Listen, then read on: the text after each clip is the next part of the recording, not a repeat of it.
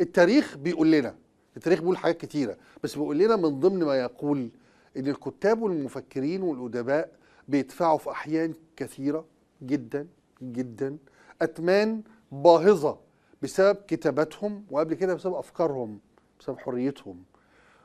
ويبقى الشعار الأكيد والمؤكد في تاريخنا من الخلافة حتى ما تلي الخلافة: أنا أفكر إذن أنا مقتول أو مشنوق أو محروق يا ولدي.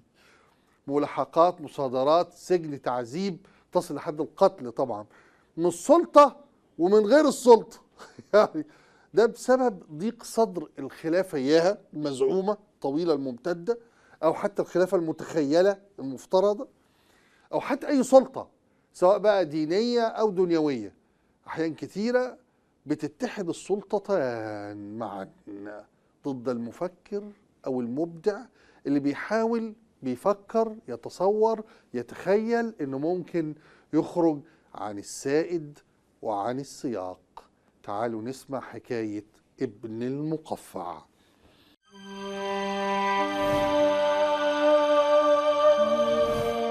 ابن المقفع سيرته، حكايته، قصته هي عنوان كبير لعلاقة الكاتب بالسلطة في الخلافة الإسلامية، وعنوان كمان للانتقام والوحشية من قبل السلطة تجاه كاتب مختلف أو معارض أو له وجهة نظر مغايرة للسائد.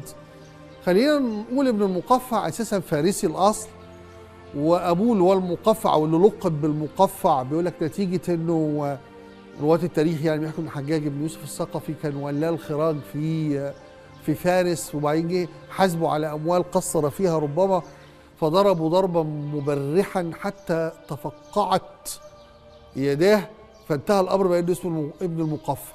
ابنه هو هذا المثقف الفارسي الكبير اللي رحل الى البصره، ووقتها البصره كانت مجتمع العلم والعلماء والأدب والمتأدبين.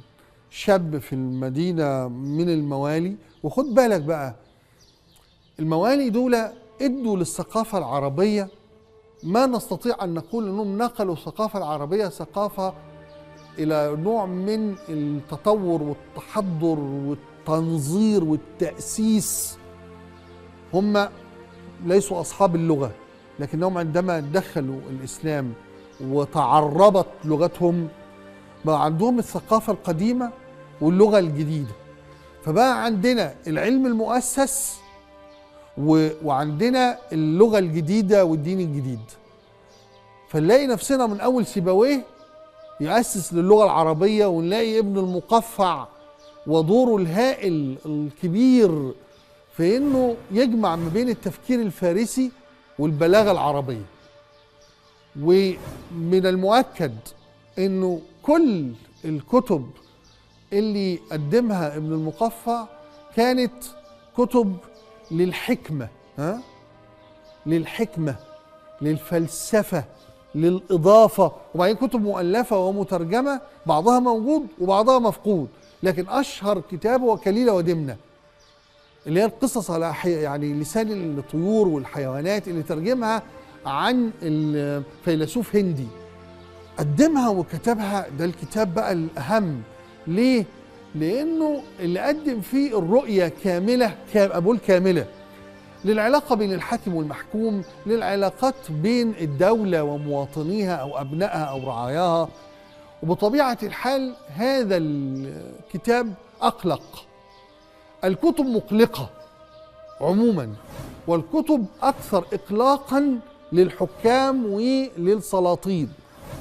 فالكتاب بمغزاه، برسالته، بما بين سطوره، خصوصا الرواية بتتحكي على لسان طيور وحيوانات، فالقدرة على الهروب من المباشرة ومن الاتهام وردة. الكتاب مراوغ أصلا، فيقدر يدافع بيه عن نفسه انه على لسان حيوانات وطيور. لكن السلطة السياسية الإسلامية ما بلعتش الحكاية دي، خصوصا انه في التوقيت ده كتب، برضه الروايات بتقول انه كتب رسالة الى الخليفة ابي جعفر المنصور، خلاص كنا دخلنا في الدولة العباسية اهو، عن كتاب او عن افكاره فيما يخص نظام الحكم ومن ضمن الرسالة دي في هجوم شديد على والي البصرة وقتها سفيان بن يزيد. برضو لا الخليفة استحمل أو تحمل أن ينتقد أو يهاجم أو يطعن أحد ولاته في ذمته أو في سياسته، فتغير قلب الخليفة على ابن المقفع وقرر أنه يقتله. وده برضو العقوبة الجاهزة لكل الذين تبنوا أي فكر مخالف أو موقف معارض لسلطة الدولة الإسلامية في فترة الخلافة. لكن الحقيقة الأشد من هنا بقى طريقة قتل ابن المقفع. طريقة قتل ابن المقفع كانت من الوحشية بمكان أنه ما حصلش لا قبلها ولا بعدها في التاريخ. أنه يقال أنه الخليفة أو سفيان بن يزيد بنفسه أيهما، يعني روايات بتقول ده، في قدر غلوا القدر الماء بقى ماء مغلي رهيب، ابن المقفع موجود ومربوط وموثق ويعني ممنوع من الحركة، ويقطع كل جزء من جسمه وكل عضو من جسمه. يقطع الإيد الأصابع ويرميها في القدر المغلي، يقطع الأنف ويرميه في القدر، يقطع القدم وأصابع القدم، يقطع الركبة ثم الركبة الشمال، الدراع اليمين ثم الدراع الشمال، لسانه. كل قطعة من جسد ابن المقفع تقطع وهو حي ويلقى في هذا العضو في القدر المغلي حتى لفظ الرجل أنفاسه الأخيرة ومات ميتة شنيعة وبشعة. ماتها ابن المقفع وهو صابر، ماتها وهو صامد، ماتها وهو قوي، ماتها وهو خالد. لكن في النهاية هذا الموت الكبير لابن المقفع كاشف للأزمة الكبيرة في الدولة الإسلامية.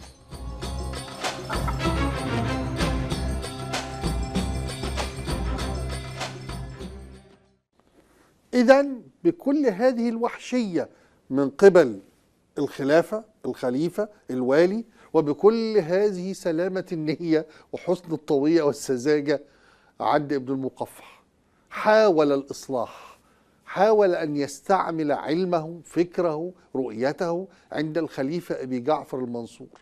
وما أدراك من هو أبو جعفر المنصور؟ خليفة دموي يحيط نفسه ببطانة من الأراذل والفسدة اللي نكلوا بالراجل أسوأ تنكيل وقتلوه أبشع قتل، وسعوا في قتل ابن المقفع اللي قال في وصفهم يحتاجون لتقويم أيديهم وأرجلهم وكلامهم. العلاقة عموما بين الأدباء والمفكرين والشعراء من جهة والخلفاء من جهة أخرى علاقة مد وجزر. في شعراء كانوا بيمدحوا السلاطين، كالوا المديح للسلاطين، وفي شعراء عانوا من بطش السلاطين، وربما نفسهم اللي كالوا المدح هم نفسهم كالوا البطش في دماغهم. في خلفاء زي المأمون اعتنق مذهب وفكر فاضطهد كل مخالف الفكر ده، والعكس كان بيحصل. ما كانش في حرية فكر رأي تحت مظلة الخلافة في عصورها، لا المبكرة ولا المتأخرة. الكاتب اللي كان عايز يأمن شر الخليفة كان لازم يكون على مذهب الخليفة، من بطانة الخليفة، من كتبة الخليفة. تعالوا نشوف الكاتب والخليفة.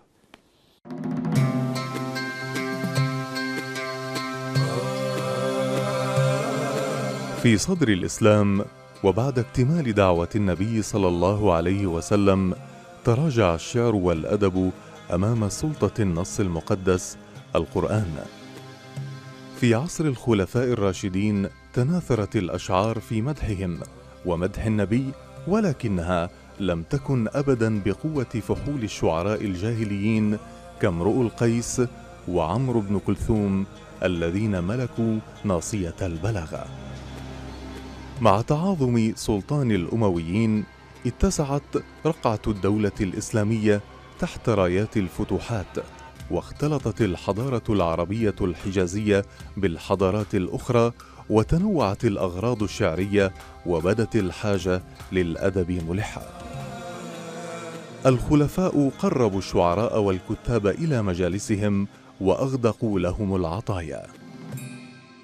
الشاعر مروان ابن حفصة مثلا قال في الخليفة المهدي السفاح ليعطي له أفضلية على آل البيت: يا ابن الذي ورث النبي محمدا دون الأقارب من ذوي الأرحام. ومثلما كان شعر المديح مكرمة للمادح، كان من الشعر ما قتل ومن الشعر ما سجن. فهناك الشاعر الأعشى بن همدان قتل على يد الحجاج بن يوسف الثقفي في العهد الأموي لأنه كان يهجوه، وبشار بن برد ضرب بالسياط على يد رجال الخليفة المهدي لأنه هجاه. وهناك دعبل الخزاعي الذي قتل مسموما على يد رجال المعتصم.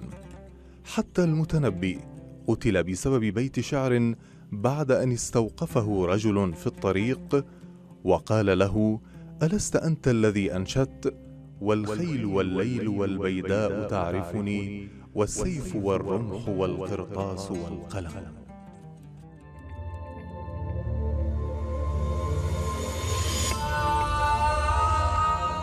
ازدهر أيضا في العصر العباسي أدب السجون وشكوى الشعراء من ذل الحبس. فإبراهيم بن المهدي سجن بعد أن أنزلوه من على كرسي الخلافة، فكان ينشد شعرا مبكيا في زنزانته. أما أبي العتاهية فكان يشكو ذل سجن هارون الرشيد.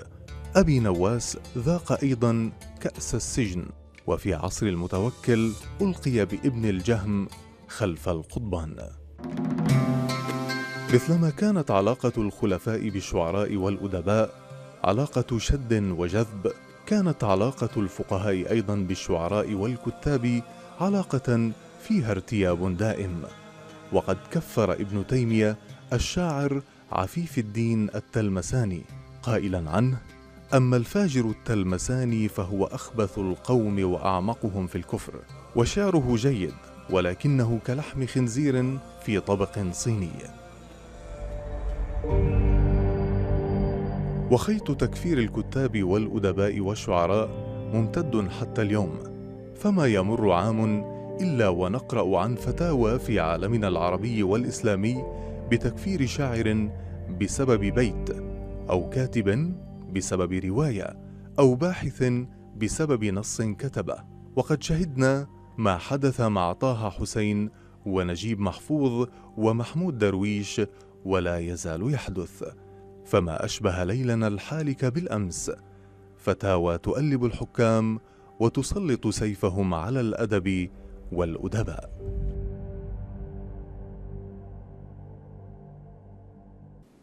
إذن عرفنا أن في بدايات ظهور الإسلام كان حضور النص القرآني قويا، فتوارى الشعر قليلا، وإن بقي بعض من شعراء الجاهلية زي الحطيئة وكعب بن زهير آخرين اللي كان شعرهم لا يزال ممزوجا بمسحة جاهلية. لكن لما بدأت الدولة الإسلامية في عهد معاوية تظهر ملامحها بقى، تتسع رقعتها بسبب الفتوح، والبيت الأموي احتاج أنه يعضد موقفه، يثبت أركانه في الحكم، بدأ يظهر شاعر السلطان، مادح الولي والخليفة. الشاعر الكبير المخضرم الفرزدق قال ايه؟ كان له تخريجه لطيفه جدا في تبرير مدح الحكام. هو مدح الحجاج بن يوسف الثقفي في حياته، وتلقى طبعا هباته وعطاياه، وبعدين هاجاه بعد موته، شتمه بعد موته قطعا، فلاموه على ذلك لوما شديدا. قال بقى المقولة المبررة لنفسه أو للشعراء حالة النفاق، قال إيه؟ نكون مع العبد ما دام الله معه، فإن تخلى عنه تخلينا عنه. حاجة يعني عاش الملك مات الملك على طول. أبو تمام كمان كان والي بريد الموصل. ليه؟ بسبب مدائح للخليفة المعتصم، وقال في بيت شعر: إقدام عمرو في سماحة حاتم، في حلم أحنف، في ذكاء إياسي. يا سلام! وزي ما في كتاب ومفكرين اقتربوا من الخلفاء وعاشوا منعمين تحت مظلتهم، وإن كان من الوارد جدا أن يتقلب قلب السلطان عليه، لكن في شعراء كتير عانوا من ظلم الخلفاء وعبروا بشعرهم عن ذلك جدا. واحد ابن المعتز مثلا اللي شرف في غياهب السجون بسبب الخلاف السياسي، كان بيصف قسوة عملية جمع الخراج في عصر المكتفي في العصر العباسي الثاني اللي هو ذروة الخلافة الظالمة. ثم انت عارف ان الطبري قتل على يد المتعصبين الحنابلة، مش بس سلطة اهو، وان الحلاج اتهمه الخليفة المقتدر بالله بالكفر وحكم عليه بالموت ومات ميتة بشعة، وان ابو العلاء المعري حبس وسفك دم ابن حيان ونفي ابن المنمر وحرقت كتب، اتحرقت كتب الغزالي وابن رشد والاصفهاني، وان الكندي فيلسوف العرب اتهم بانه كان زنديقا ضالا وتم ضربه علنا. القائمه كبيره جدا على فكره، يعني طول ما يقولوا ايه انه تاريخ العربي وعلى العلماء اللي قدموا في عصر الايه والمفكرين، مش واخدين بالكم انه طول التاريخ ده برضه اضطهاد لهؤلاء هم نفسهم. ده كتير من الائمه عانوا، الائمه ائمه الفقه مما سماه المؤرخون المحن. كل امام له محنه، محنه ابن حنبل، محنه الطبري، محنه فلان لمجرد وجود خلافات عقائديه او مذهبيه او مجرد اتهامات حول وجود اي موقف مغاير ومختلف او معارض او غير سائد من هذا الكاتب او المفكر او الشاعر او الفقيه. ليست الحكاية حكاية رجل قتل بطريقة بشعة فحسب، بل حكاية عقل أريد له أن يباد، ورسالة أريد لها أن تدفن، وتاريخ كامل تم تلميعه ليخفي هذه اللحظات المظلمة. حين نقترب من قصة ابن المقفع لا نكون أمام جريمة قتل عادية، بل أمام نموذج مكثف لعلاقة مختلة بين السلطة والفكر، علاقة ترى في الكلمة خطرا يفوق السيف، وفي العقل تمردا يجب اقتلاعه من جذوره.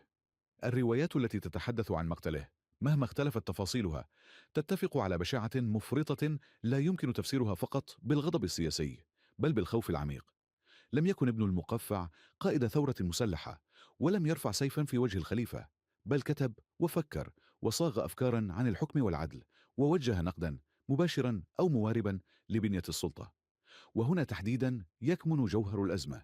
السلطة التي تستطيع سحق الجيوش كانت ترتجف من نص مكتوب ومن حكاية على لسان حيوان. في كليلة ودمنة لم يكن الأمر مجرد قصص مسلية، بل كان نظاما رمزيا معقدا يعيد تعريف العلاقة بين الحاكم والمحكوم، يكشف الاستبداد دون أن يذكره صراحة، ويدين الظلم دون أن يعلن الاتهام.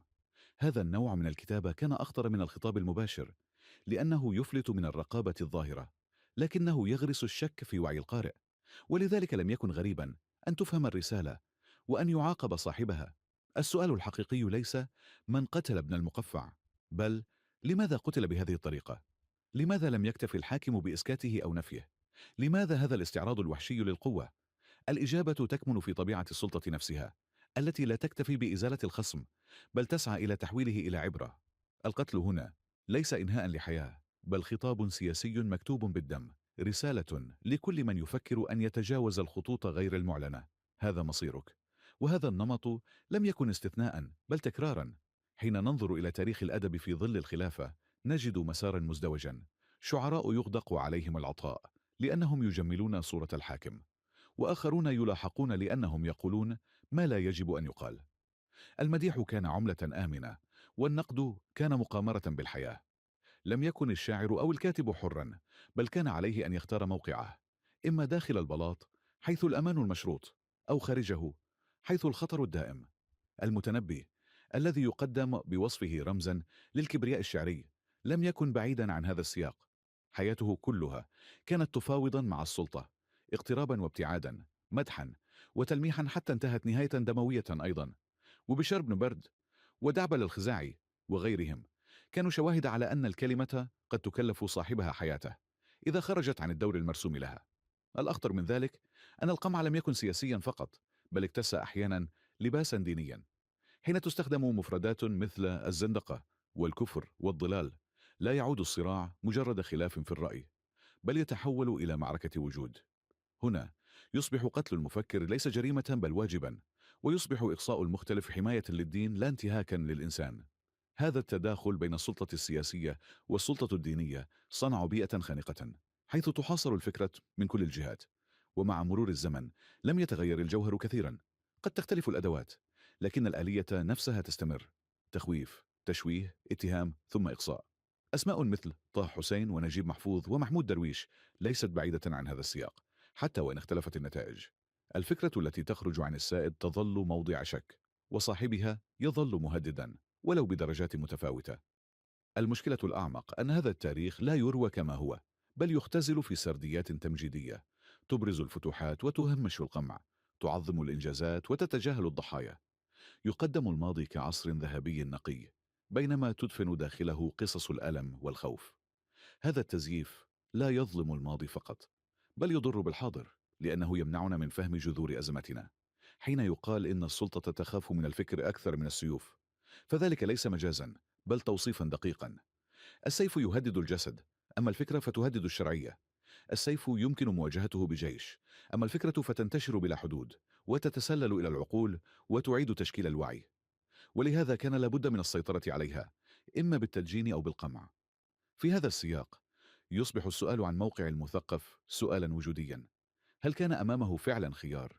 الواقع يشير إلى أن الخيارات كانت ضيقة ومؤلمة. إما أن يكون جزءا من آلة التبرير فينعم بالحماية مقابل التنازل، أو أن يحافظ على استقلاله فيدفع الثمن. بين النفاق والموت لم تكن هناك مساحة واسعة للمناورة، وإن وجدت فكانت محفوفة بالمخاطر. ومع ذلك لا يمكن اختزال كل التاريخ في هذا البعد القاتم، لكن تجاهله أيضا خطأ فادح. الاعتراف بوجود هذا الوجه لا يعني إنكار بقية الوجوه، بل يعني رؤية الصورة كاملة. فالتاريخ الذي لا ينتقد يتحول إلى أسطورة، والأسطورة لا تنتج وعيا، بل تعيد إنتاج الأوهام. قصة ابن المقفع بكل ما تحمله من قسوة ليست مجرد حدث عابر، بل تصورا محاطا بهالة من القداسة. لذلك فإن نقد الحاكم قد يؤول نقدا للدين، ومعارضة قراراته قد تقدم باعتبارها خروجا على الجماعة. هذه البنية تجعل من السهل تحويل الخلاف الفكري إلى قضية عقائدية، ومن ثم إلى ذريعة للعقاب. في هذا السياق نشأت علاقة معقدة بين الأدباء والسلطة، علاقة تقوم على التوازن الهش بين القرب والخطر. الشاعر أو الكاتب الذي يمدح يزدهر، يقرب، وتفتح له أبواب العطاء، يصبح صوته جزءا من ماكينة التجميل، يعيد صياغة صورة الحاكم في عيون الناس، يرفعه إلى مرتبة تكاد تلامس الأسطورة. لكن هذا القرب ليس أمانا حقيقيا، بل هو أمان مشروط، قابل للانهيار في أي لحظة. بيت شعر واحد خارج السياق، جملة تحمل تلميحا غير مرغوب، كفيلان بتحويل الممدوح إلى متهم. ومن جهة أخرى كان هناك من اختار فرض عليه أن يقف خارج هذا المدار. هؤلاء لم يكونوا دائما ثوريين بالمعنى السياسي، بل في كثير من الأحيان كانوا فقط أكثر صدقا مع أنفسهم، لكن هذا الصدق كان مكلفا. بشار بن برد على سبيل المثال لم يكن مجرد شاعر ساخر، بل كان صوتا ناقدا يستخدم اللغة كسلاح لكشف التناقضات. لم يغفر له ذلك فدفع الثمن قاسيا. دعبل الخزاعي الذي لم يتوقف عن هجاء السلطة انتهى مسموما، وغيرهم كثير ممن لم تصلنا قصصهم كاملة، لكن وصلتنا إشارات إلى نهاياتهم. الأمر لم يقتصر على الشعراء، بل شمل الفلاسفة والمفكرين والفقهاء أنفسهم. بارادوكس السلطة هنا أنها احتاجت إلى هؤلاء لبناء مشروعها، لكنها في الوقت ذاته خافت منهم. فالعالم الذي ينتج معرفة يمكن أن ينتج أيضا اعتراضا، والفقيه الذي يفسر النص يمكن أن يقدم تفسيرا لا يخدم الحاكم. لذلك كانت العلاقة دائما ملتبسة، تقرب حينا وقمع حينا آخر. ما سمي في كتب التراث بالمحن لم يكن سوى تعبير مخفف عن صراع حاد بين السلطة والعقل. التكفير كان الأداة الأكثر فاعلية في هذا الصراع، لأنه ينقل المواجهة من مستوى الرأي إلى مستوى الوجود. حين يقال عن كاتب إنه مخطئ يمكن مناقشته، لكن حين يقال عنه إنه كافر يغلق باب النقاش ويفتح باب العقاب. التكفير يجرد الإنسان من شرعيته، يجعل استهدافه مقبولا، بل أحيانا مطلوبا. وهنا تتلاقى مصلحة السلطة السياسية مع بعض التيارات الدينية. الأولى تريد إسكات الصوت المزعج، والثانية ترى في نفسها حامية للعقيدة، فينتج تحالف غير معلن يدفع ثمنه الفكر. اللافت أن هذه الآلية لم تختفي مع تغير العصور، بل أعادت إنتاج نفسها بأشكال مختلفة. في العصر الحديث قد لا يقتل الكاتب بالطريقة نفسها، لكن يمكن اغتياله معنويا أو محاصرته اجتماعيا أو جره إلى ساحات القضاء. طه حسين حين طرح أسئلة حول التراث لم يواجه فقط بالنقد العلمي، بل باتهامات تمس إيمانه. نجيب محفوظ الذي كتب رواية وجد نفسه هدفا لمحاولة اغتيال، لأن نصا أدبيا فسر باعتباره تجاوزا للخطوط الحمراء. محمود درويش بصوته الشعري لم يكن بمنأى عن الاتهام والتخوين. هذا الاستمرار يطرح سؤالا مقلقا: هل تغير شيء فعلا، أم أننا نعيد تدوير الآليات نفسها بأدوات مختلفة؟ قد يبدو أن هناك هامشا أوسع اليوم، وأن وسائل التعبير أكثر تنوعا، لكن في العمق ما زالت هناك خطوط لا يجوز الاقتراب منها، وما زال هناك ثمن يدفع عند تجاوزها. الخوف من الفكرة لم يختفي، بل ربما ازداد تعقيدا، لأنه لم يعد مرتبطا بسلطة واحدة، بل بشبكة من السلطات: سياسية، دينية، اجتماعية، وحتى إعلامية. المفارقة أن المجتمعات التي تقمع التفكير تظل في حالة جمود حتى لو امتلكت مظاهر القوة. فالتقدم لا يبنى على التكرار، بل على السؤال، ولا ينمو في بيئة تعاقب الشك، بل في بيئة تحتضنه. حين يختزل دور المثقف في أن يكون صدى للسلطة، يفقد المجتمع إحدى أهم أدواته في النقد والتصحيح. وحين يدفع المثقف إلى الصمت أو النفاق، لا يخسر الفرد وحده، بل تخسر الجماعة قدرتها على التطور. القول بأن التاريخ